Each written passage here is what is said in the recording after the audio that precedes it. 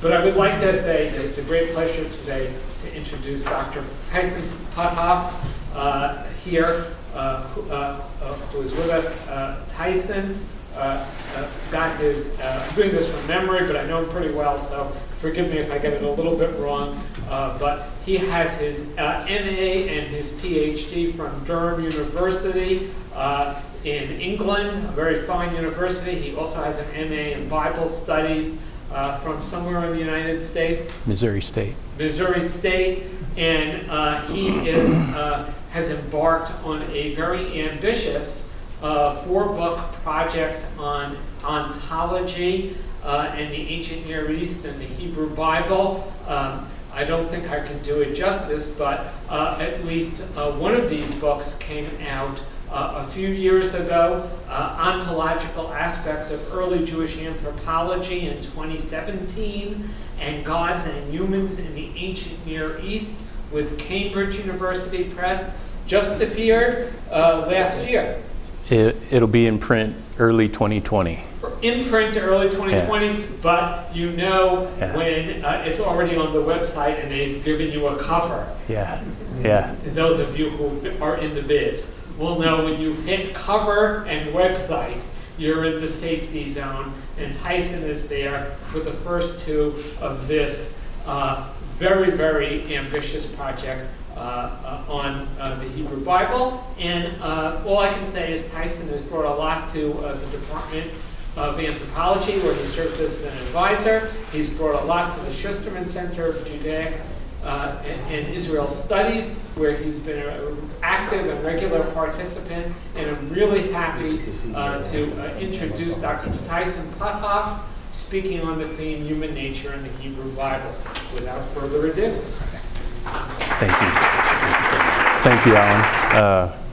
Been excited about this for a long time. I do have to say, today is my anniversary. It's my 15-year anniversary. Married to Andy, most beautiful woman in the world. Thank you. Thank you. Appreciate it. We've got 3 pretty incredible kids. We're in kids' birthday season too. Things like that going on.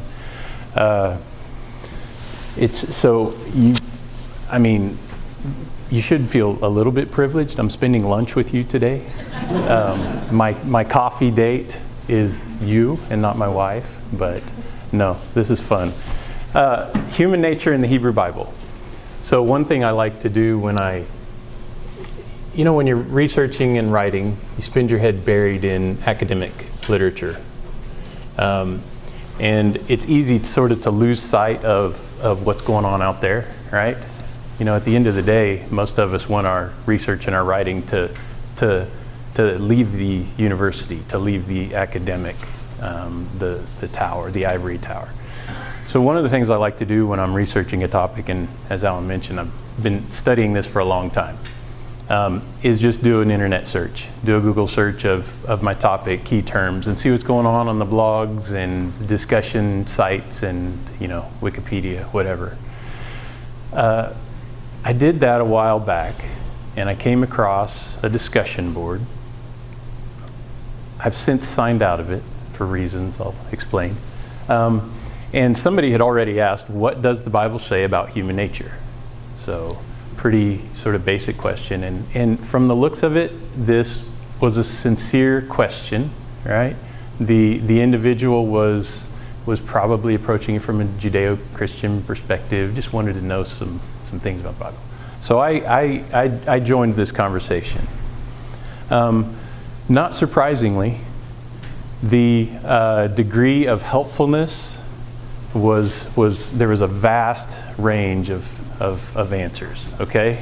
Right? Internet discussion jokers sometimes hijack good discussions and take it in many directions. So I'm going to give you the 3 best answers that I came across, okay? The first one is pretty straightforward. First, answer 1, it's complicated. All right? It's complicated.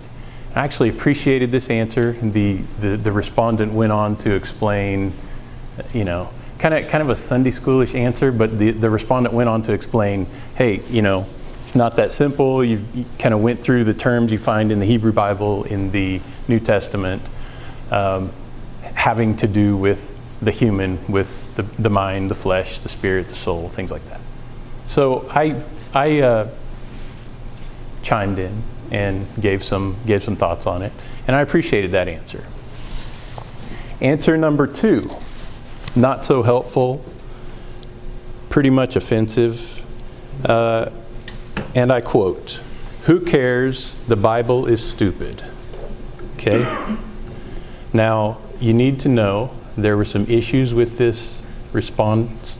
I kind of imagine this joker either texting on the back of a donkey, a horse, or writing with a giant angry crayon, because he decided to sprinkle everything with capitals and exclamation points and expletives.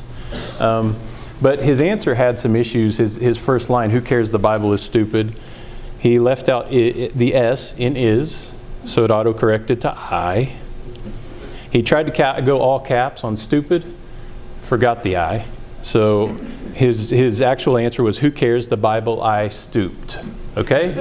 This was the response number 2. And I couldn't keep my mouth shut. Or my typing mouth. So I chimed in, and I was respectful, and I was, I tried to just moderate some of this. He was attacking, and I was a little snarky, probably, because the more we went, the more fired up he got, and eventually I shut it down. After he told me what I could do, and the initial questionnaire, what I could do, where I could go, ended his sentence. I thought this was funny. He didn't. Ended his sentence with telling me off, right? And I told him that's possibly poor grammar. You don't end a sentence with a preposition. Off technically can be a preposition. Anyway, so I shut that one down. Here's my favorite answer, even more than answer number 2. All right, answer number 3. You ready for this? And I'm going to quote this one. "Read the books on the subject by Tyson Putthoff." End quote. I wrote that one. That was my favorite, though. Okay, so I signed out of that. I'm no longer part of that discussion or that discussion site. And I know what you're thinking. You're thinking, this guy, he's got a family. He's got, he's affiliated with OU. He's a published author. I threw that in. Why would he get on these sites and sort of risk, reputation, things like that? And so you've got to understand, I thought about that even before I signed in. I wasn't going to give my own name or my affiliation. But I knew that in coming up with my name, it had to carry some academic weight, right? A little bit of authority, but it couldn't be my own name. So I went with the name Alan Levinson. So sorry, Alan.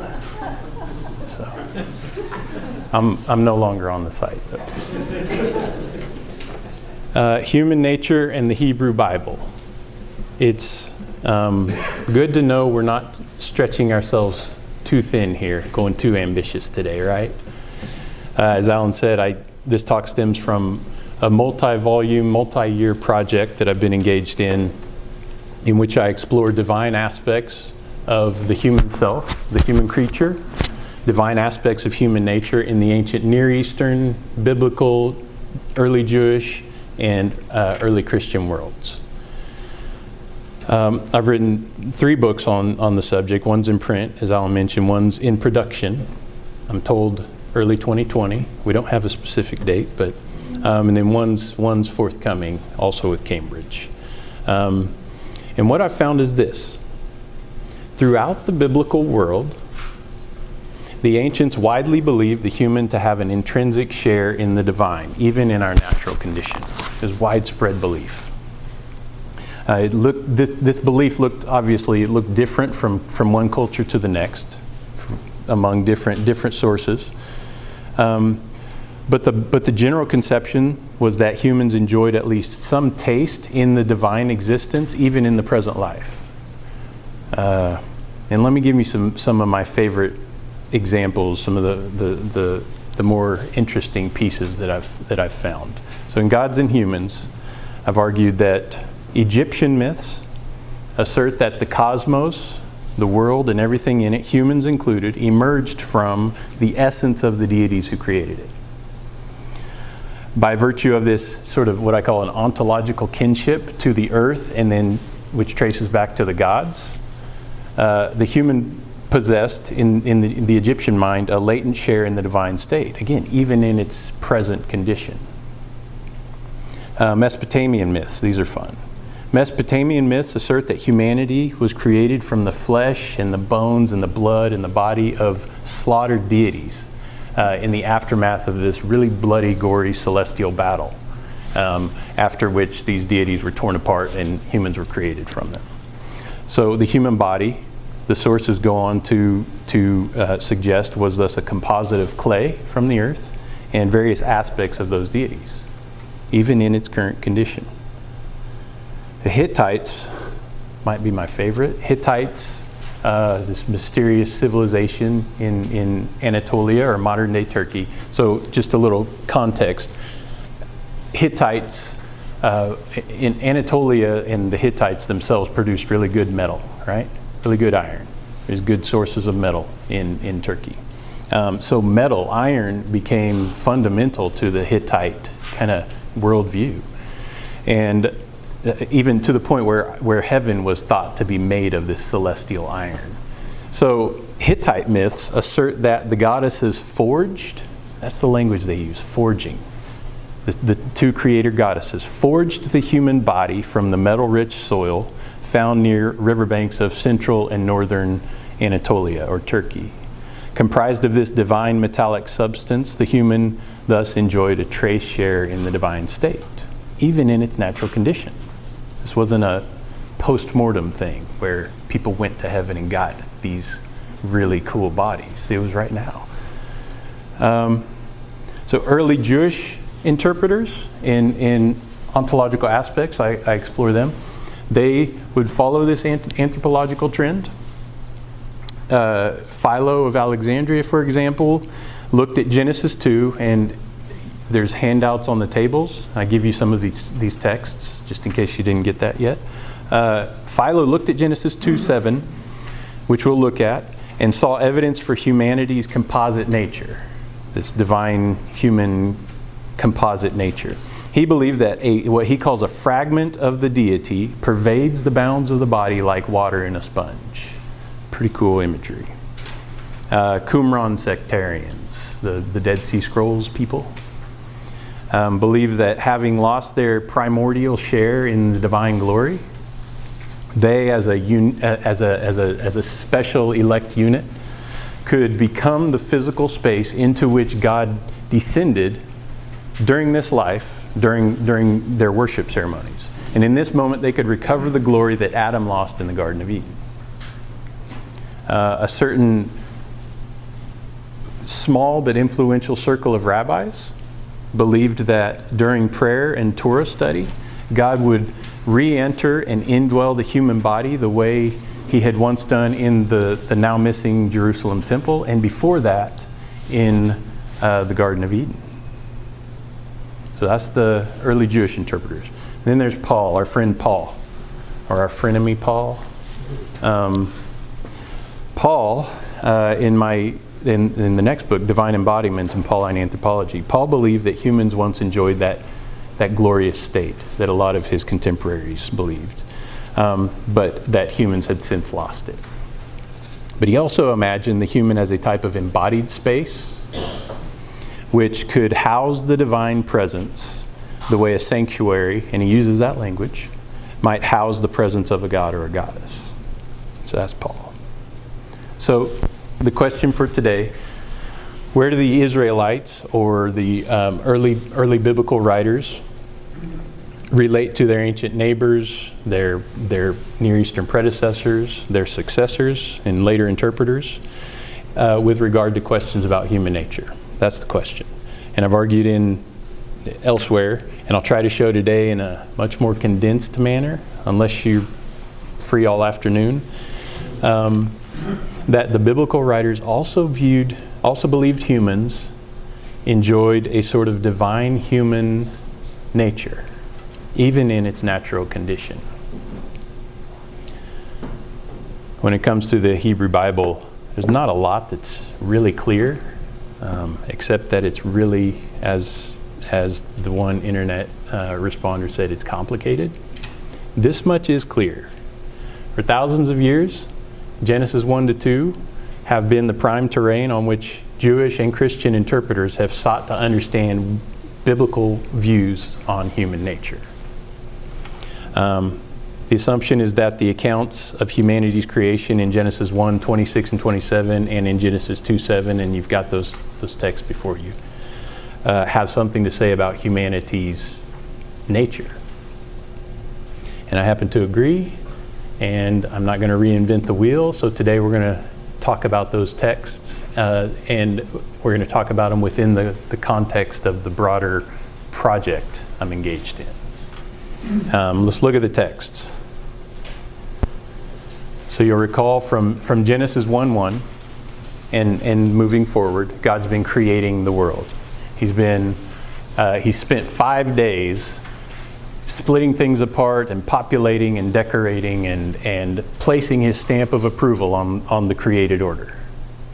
And then we find ourselves waking up on the sixth day, at which point we read in Genesis 1, 26 and 27, God said, "Let us make humankind in our image, according to our likeness, and let them have dominion over the fish of the sea, over the birds of the air, over the cattle, over all the wild animals of the earth, and over every creeping thing that," as our KJV brethren would say, "creepeth upon the earth."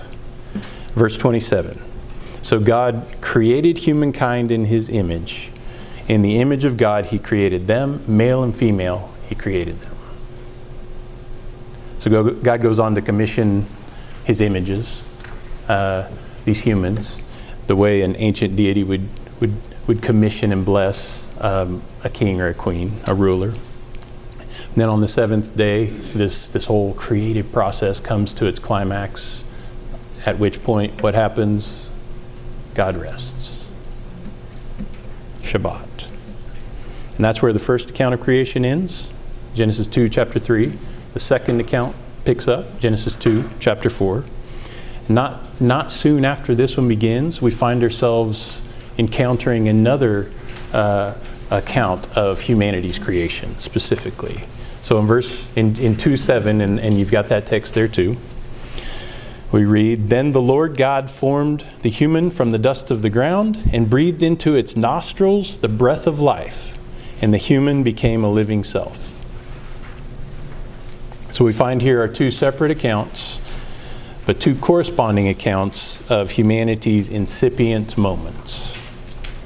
And what we find are two separate but corresponding accounts of how the biblical writers imagined, when they pictured it in their minds, the human creature to have been in its original primordial state. So most of you are familiar with this, but it bears sort of clarifying for those who may not be. The writers of Genesis 1 are different from the writers of Genesis 2. Okay? The writers of Genesis 1 actually wrote after the writers of Genesis 2.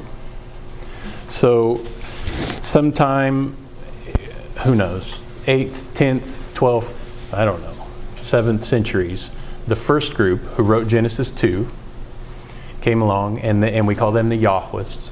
They came along and wrote Genesis 2:7, that second account of creation. Several centuries after that, another group of writers called the priests or priestly writers came along and wrote the account in Genesis 1, 26 and 27. And we could spend an entire semester dealing with the differences and similarities between these two accounts, but for our purposes and in general scholarship dealing with the issues I'm dealing with, we accept that these two accounts are communicating in different ways a shared ancient Israelite conception of human nature.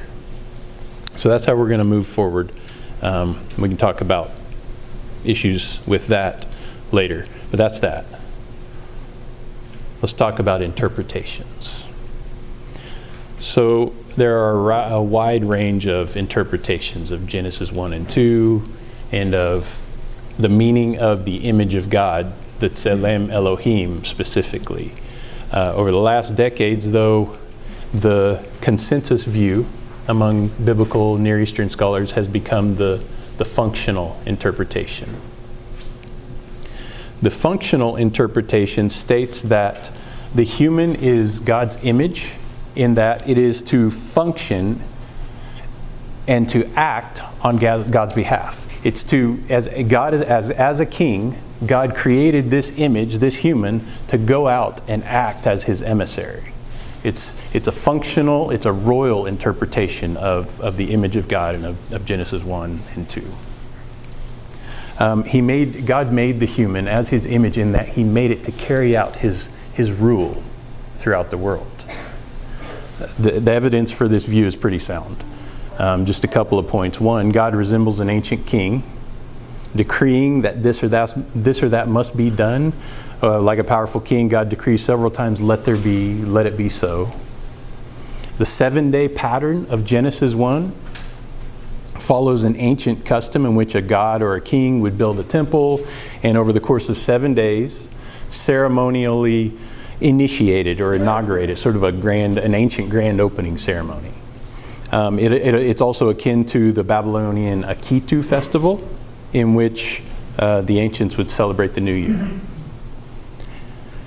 Number 3, the image of God language of Genesis 1 was elsewhere used of the Egyptian or Mesopotamian ruler, who was God's image, Hebrew Tselem, Akkadian Salmu, Egyptian Sinu or Sishmu.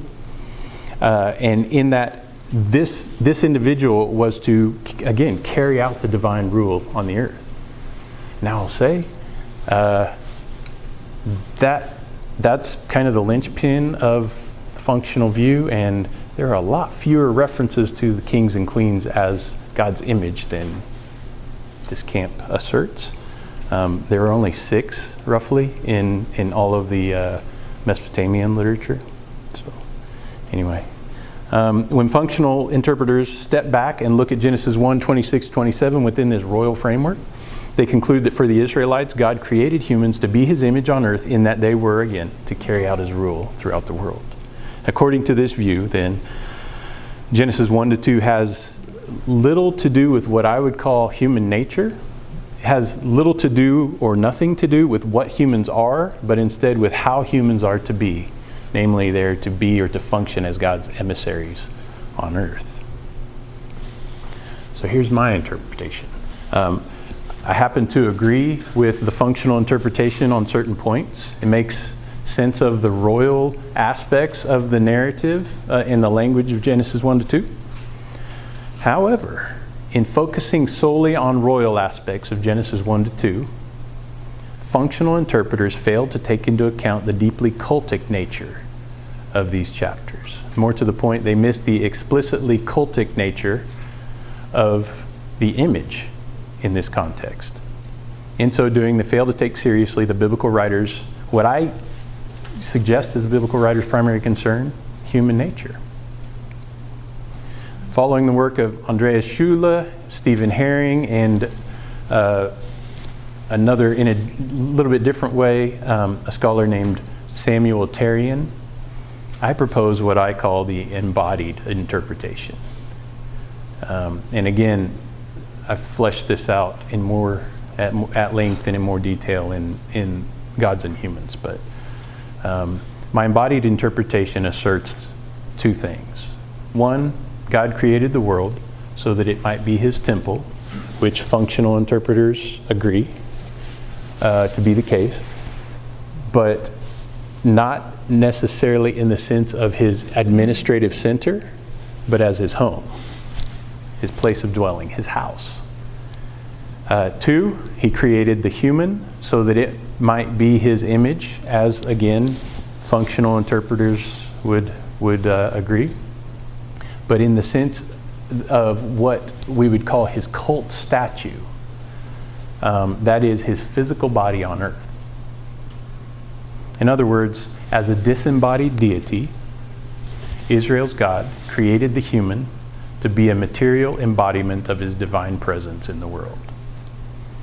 I don't see this interpretation as incompatible with the functional interpretation, at least not on certain key points.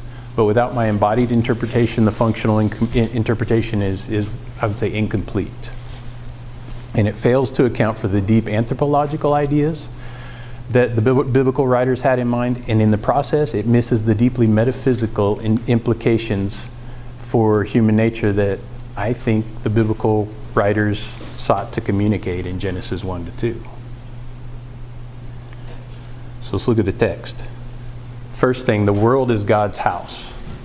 While the Hebrew Bible widely presents God as a king, the priestly writers sought to communicate something rather different, rather more cultic in nature in Genesis 1. Functional interpreters incorrectly view the world in Genesis as God's royal palace without considering its residential nature. In so doing, they overlook the fact that throughout the ancient Near East, the temple was also called, are you ready for this?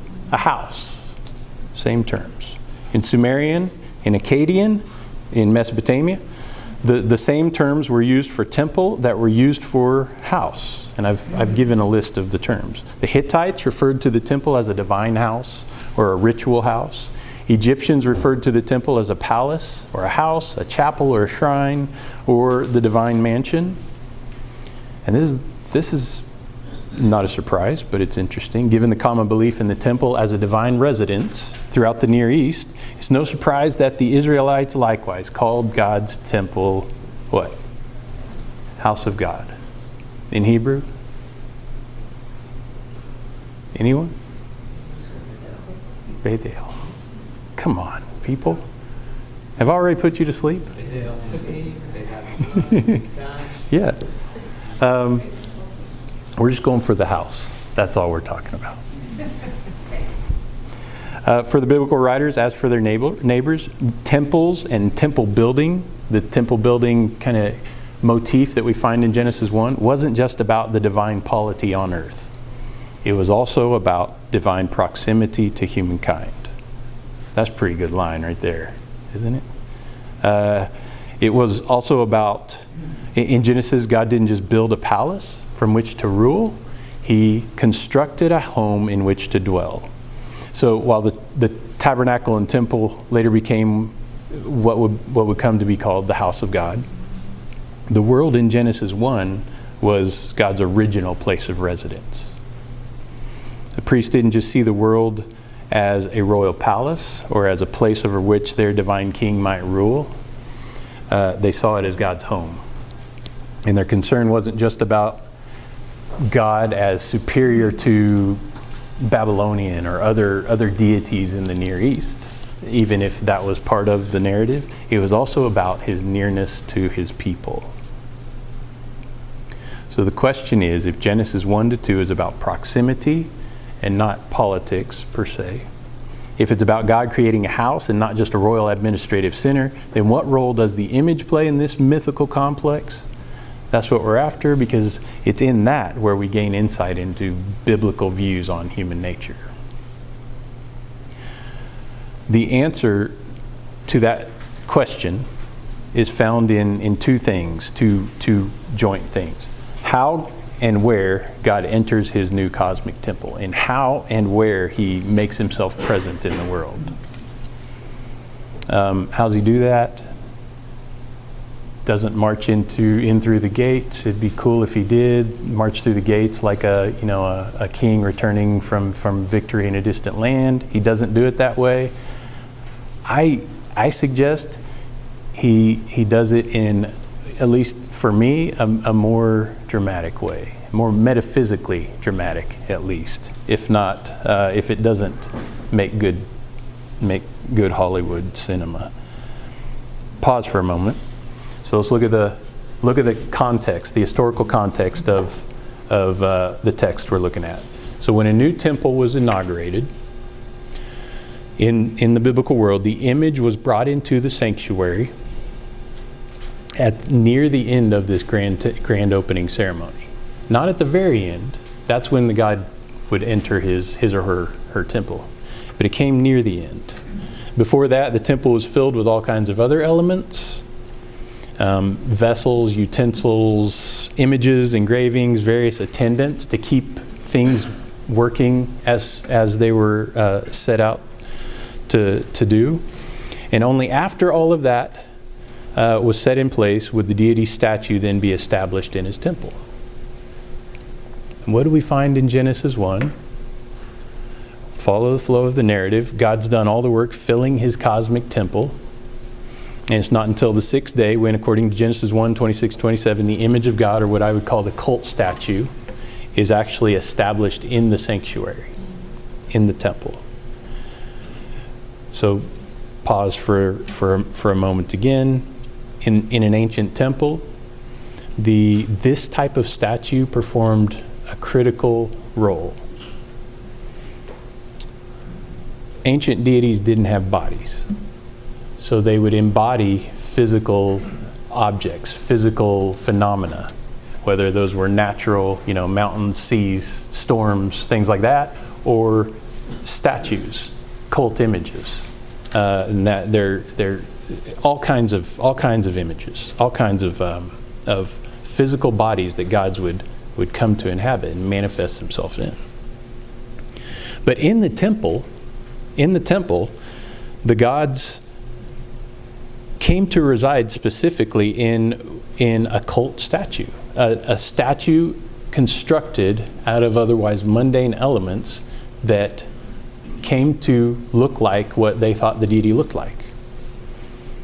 So the priest writing Genesis 1, 26, 27 told us when and where God's cult statue finds its place in the temple, just like we would expect from other Near Eastern sources.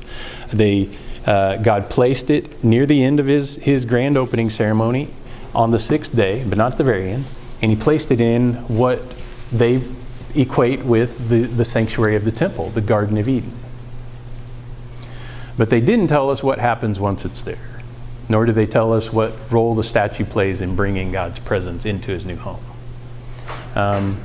And part of the reason, again, is because somebody had already talked about that, the Yahwists who wrote before them. Check out Genesis 2:7. The Yahwists tell us at once both how God entered his temple and what role that statue plays in bringing God's presence to the earth and embodying and manifesting God on the earth. Check out Genesis 2:7. The moment God breathes his breath of life into that statue is the moment when God, alas, comes to dwell in his new temple.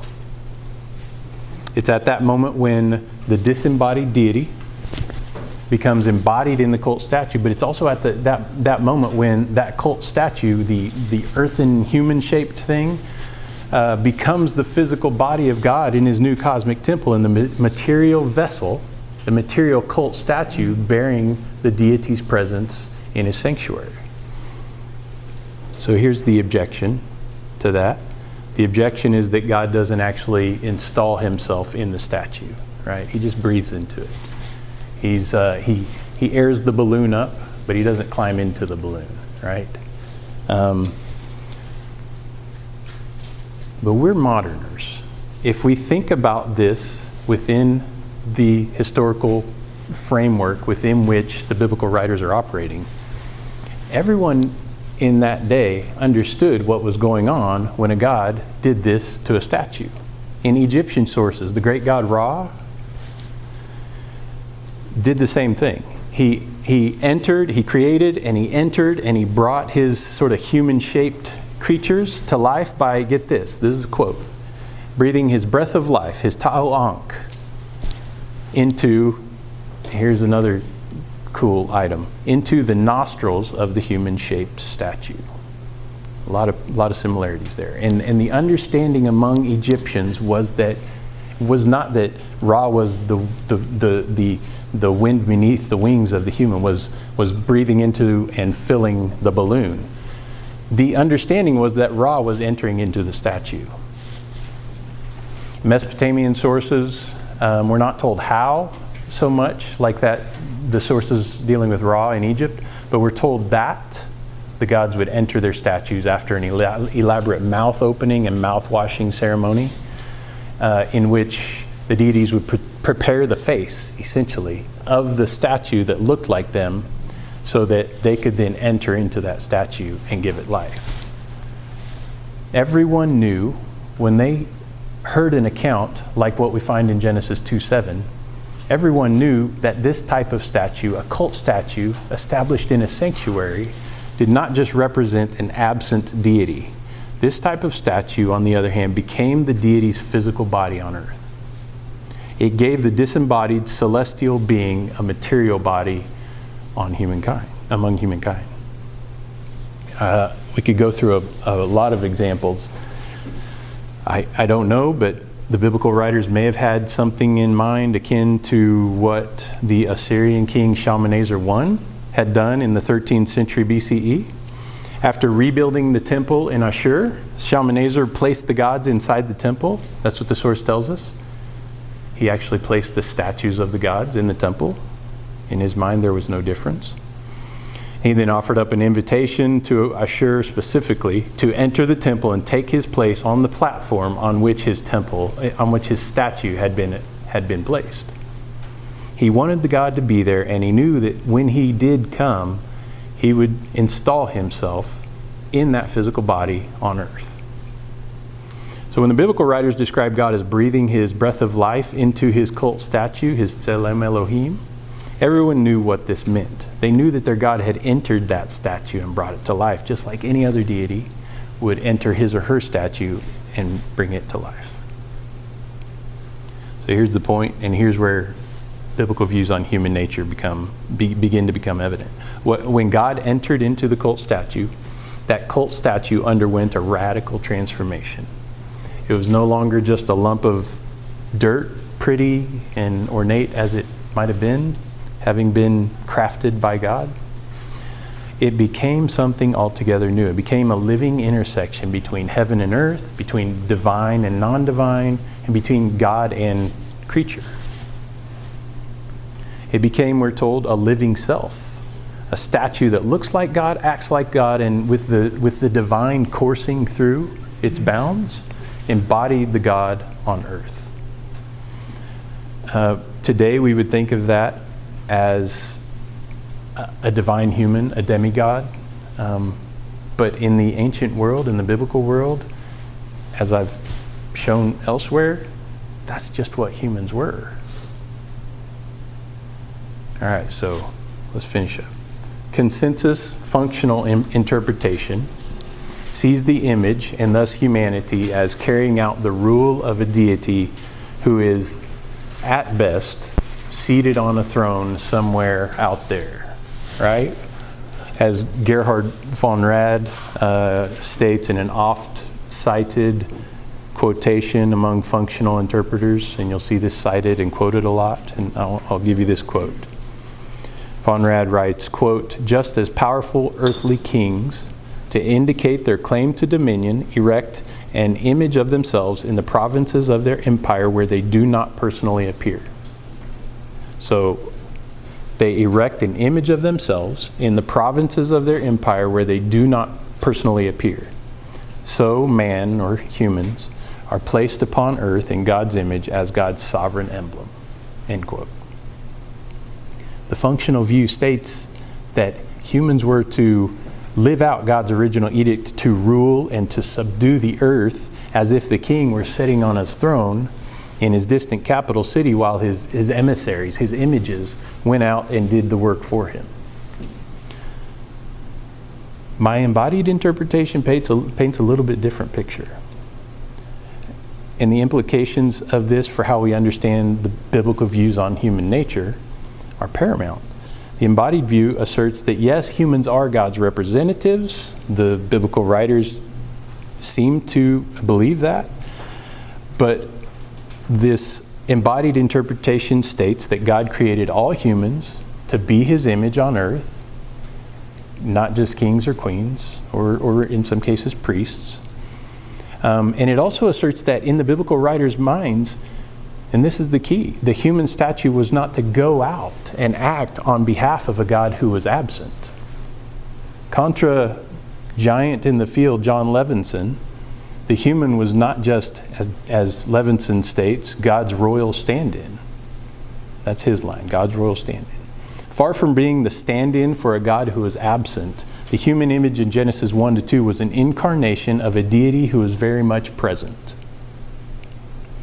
And he was not present in his temple in some ethereal, spiritual, pneumatic way, but instead in this, his very own physical body, his own cult statue.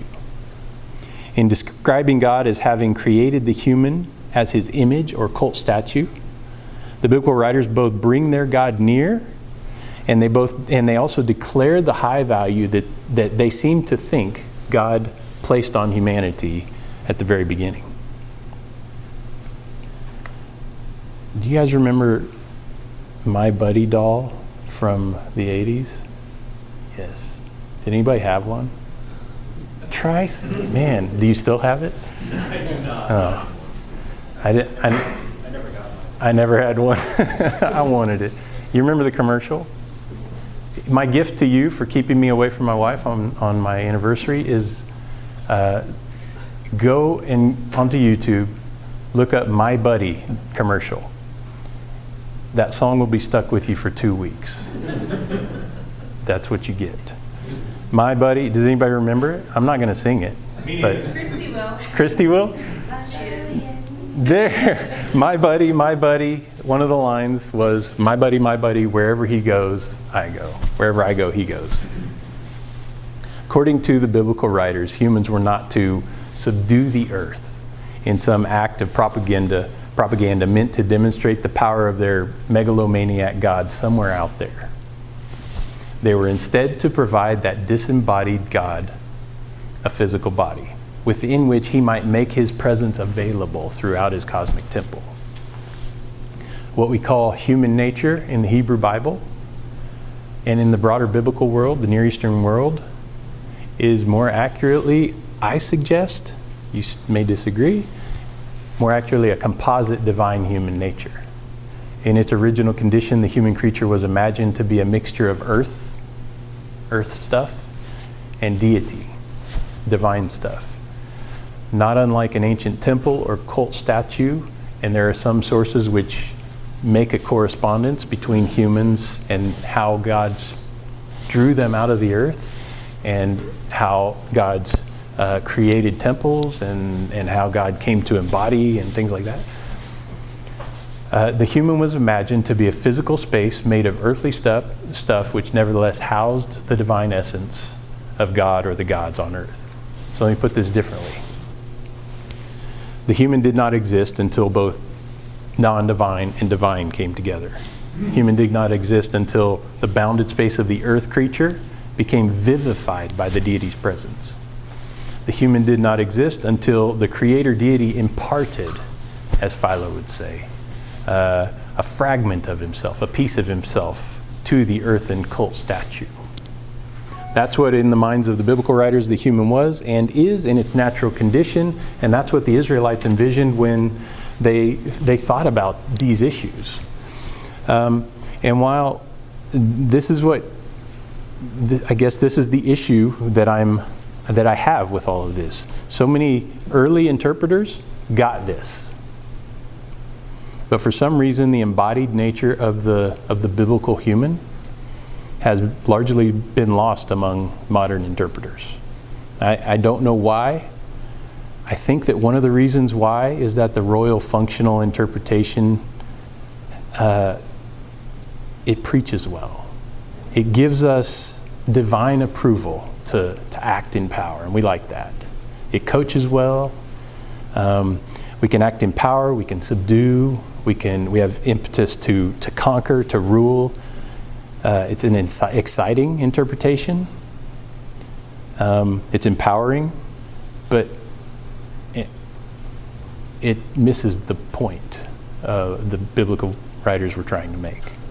For the biblical writers, human nature, or to broaden that question, what it means to be human, had more to do with the divine presence than divine politics.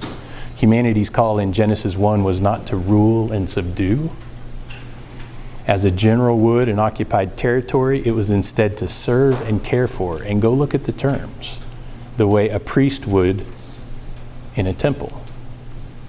And as a physical creature infused by the presence of God, it was also to bear the divine presence, that transcendent, that order, that perfectly stable realm throughout the world. And again, to step back even farther, as I've tried to show and as I've found in my research, Israel weren't out of the ordinary in thinking about the human in this way. In their world, that's just what humans were.